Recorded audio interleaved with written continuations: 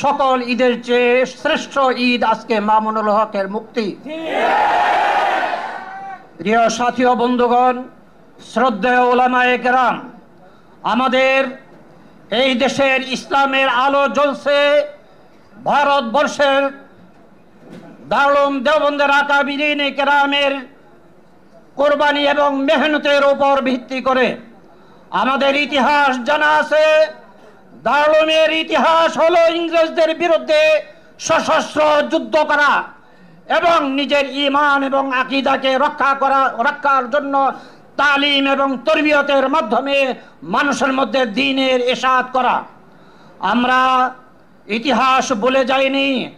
শাইখুল হিন্দ মাহমুদ হাসান দেওবন্দি রহমতুল্লাহ আলাইহি, কাসেম নানুতুবি রহমতুল্লাহ আলাইহি দুশমনদের সাথে ময়দানে সশস্ত্র যুদ্ধ করেছেন, কারাবরণ করেছেন। সেই বরকতি আজকে আমরা মামুনুল হকের মতো বীর মুজাহিদকে আমরা জেলখানা থেকে ফিরে পেয়েছি। এটা আমাদের আনন্দের বিষয়।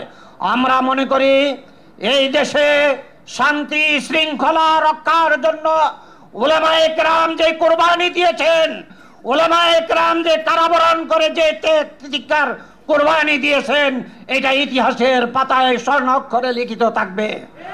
প্রিয় সংগ্রামী সাথী ও বন্ধুগণ, মামুনুল হক আমাদের বয়সে ছোট হইতে পারে, কিন্তু আল্লাহ এবং তার রসুলের মেহেরবানিতে শাইখুল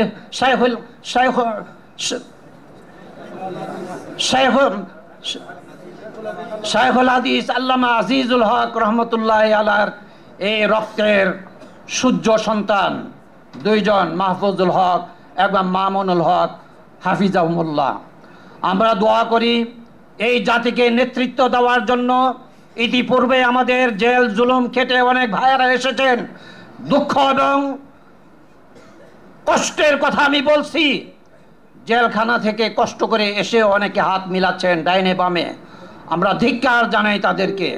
যারা জেলখানায় যায় নাই তারাও এদেশের প্রভুদেরকে খুশি করার জন্য তারা ডাইন বামে ঘুরছেন, এগুলি মানুষ জানে। আমরা আমাদের সিপাহ সালার মামুন ভাইকে আমরা অনুরোধ করব, এই জাতিকে নেতৃত্ব দিতে হবে আপনার। যত ধরনের দালাল আছে তাদেরকে ডিঙ্গাইয়া তৌহিদি জনতাকে সামনে নিয়ে এই দেশের স্বাধীনতা সার্বভৌমত্ব রক্ষা করতে হবে আপনাকে।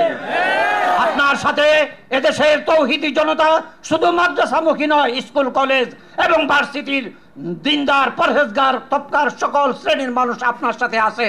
আপনি সাহসিকতার সাথে হিম্মত এবং কোরবানির সাথে এগিয়ে যান, জাতি আপনার সাথে সাথ দিবে ইনশাআল্লাহ। ওয়া আখির দাওয়ানা আলহামদুলিল্লাহি রাব্বিল আলামিন।